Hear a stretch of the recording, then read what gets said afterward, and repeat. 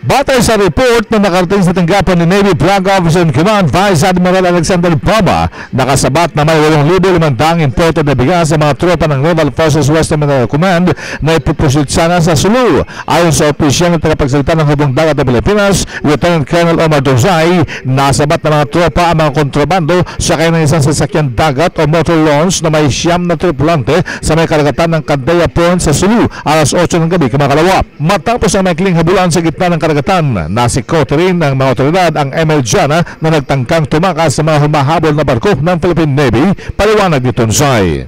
At saka iba pang mga imported goods at tinatayang nagkakahalaga ito ng 6.2 million na pesos. Yung bigas po ay at tinatawag nilang Vietnamese long grain white rice at saka yung mga imported goods ay galing naman ng Sandakan, Malaysia. Saan ang galing itong barkong ito na nakalusot papasok ng Sulu? Tinatayang dahil ang mga imported goods ay galing ng Sandakan, Malaysia, may posibilidad na galing ito ng Malaysia. At dito natagpuan malapit sa Candaya Point sa Sulu. Nagkaroon ng konting habulan at nang maabutan ng barko sa Indanan, Sulu, sa VJ Pier, doon na nagkaroon ng board and search procedure yung ating mga operatiba.